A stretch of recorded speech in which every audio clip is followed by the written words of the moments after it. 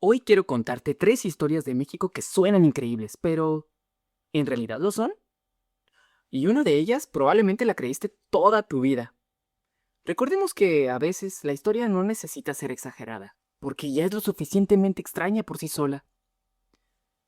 ¿Qué tal, audionautas? ¿Cómo están? Yo estoy muy contento de estar con ustedes y que puedan acompañarme en esta ocasión. Bienvenidos a otra cápsula de bagaje cultural. Hoy les tengo 3 datos históricos para pasar el rato, así que déjense llevar por Hermes y enciendan la imaginación. ¿Quién no ha escuchado la historia de Juan Escutia y el salto con la bandera? Esa es la escena seguramente más dramática de los libros de texto.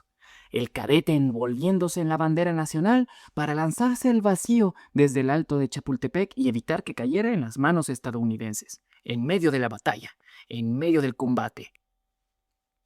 Pero, ¿y si les dijera que en realidad no existen pruebas históricas de este acto? De hecho, los registros indican que Juan Escutia murió en combate cerca de la ladera del cerro, y no saltando desde lo alto. Hay reportes estadounidenses que indican dónde fue encontrado su cadáver. Lo curioso es que parece que se mezclaron un par de historias. Es muy probable que el mito se inspirara en la hazaña real de Margarito Suazo. Días antes, en la batalla del Molino del Rey, se envolvió la bandera bajo su chaqueta para protegerla antes de morir, para que no cayera en manos estadounidenses. Y así, una historia se mezcló con la otra y nos dio un gran mito. Claro, ¿cuál fue el acto heroico de los niños o de los cadetes? Porque bueno, recordemos que en aquel entonces la formación de cadetes o del colegio militar empezaba arriba de los 12 años y concluía después de los 21, cuando ya eras un adulto. En aquel entonces, la adultez se obtenía legalmente hasta los 21 años. El acto heroico realmente de los cadetes fue desobedecer la orden de abandonar el castillo, porque pues iban a ser militares, pero todavía no lo eran. Y bueno, el pensamiento general era, si nos estamos preparando cuando la patria nos necesite, bueno, pues ahora, si no nos necesita ahora, ¿cuándo, no? Entonces el acto heroico fue que casi 50 elementos menores de edad se quedaron a combatir pese a la orden de abandonar el castillo. De todos modos, la gran mayoría pereció en el ataque. Uno de los supervivientes, otro dato curioso, fue Miguel Miramón, que incluso se convirtió en presidente conservador en la época de Juárez, pero bueno, si él hubiera tomado otras decisiones, se habría muerto como héroe, no sería catalogado como malo en la historia. Pero bueno, este fue el mito de Juan Escutia y el salto con la bandera. ¿Han escuchado la frase "ya nos cayó el chahuiztle"?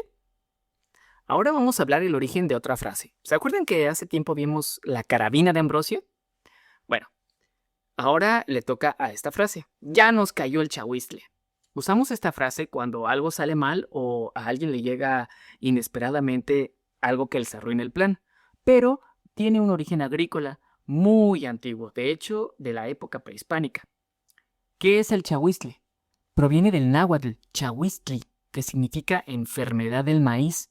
Acordémonos que, pues sí, parte de nuestros antecesores, que fueron los que domesticaron el maíz, aprendieron a mezclarlo con el frijol y la calabaza para que la tierra tuviera los nutrientes necesarios para que las cosechas fueran relativamente constantes. La enfermedad del maíz es un hongo rojizo que atacaba las cosechas y podía destruir campos enteros en muy poco tiempo. Esto podía generar hambrunas. De hecho, las provocó el chahuiztle. Entonces, en el contexto histórico para los campesinos de la época virreinal y del México independiente, ver el chahuiztle era sinónimo de una tragedia económica inevitable. Es decir, en cuanto se detectaba el indicio, prácticamente ya no había nada que hacer. La frase saltó del campo a la ciudad para descubrir cualquier situación que se echara a perder de repente. ¿Cómo ves, audionauta? Y ahora les tengo un hecho real increíble. Un presidente que tuvimos por 45 minutos. Curiosamente, México ostenta un récord mundial bastante bizarro. La presidencia más corta de la historia. El protagonista fue Pedro Lascurain Paredes. ¿Y qué pasó? Bueno, el 19 de febrero de 1913, tras el golpe de Estado contra Francisco I. Madero, en la llamada Decena Trágica, Lascurain asumió el cargo por ley y su único acto oficial fue nombrar a Victoriano Huerta, el Chacal, como le decían, como secretario de Gobernación e inmediatamente hacer los protocolos del nombramiento de presidente, etcétera, y luego renunciar para que Huerta pudiera ser presidente en la línea sucesoria. Es decir, solo nombró a su sucesor y durante el tiempo que duró el protocolo, unos 45 minutos de el acto solemne de firmar el acta y tal, presentó su renuncia al Senado. La duración, dependiendo de la fuente, fue que su mandato duró entre 15 y 45 minutos, el tiempo justo para tomar protesta, firmar un par de papeles y retirarse a casa a cenar. ¿Qué otros datos te gustaría saber? ¿Algún otro hecho que todos damos por sentado y que en realidad no pasó? ¿Qué otra frase te gustaría saber su origen? Y dime, ¿qué otro caso increíble crees que sí sea verdad? Porque la historia de México no siempre es como la recordamos, pero siempre vale la pena escucharla. Y así, le agregamos bytes a la base de datos de bagaje cultural, al habla Tabo de Oz. Ha sido un placer charlarte hoy. Hasta la próxima, Deunautas.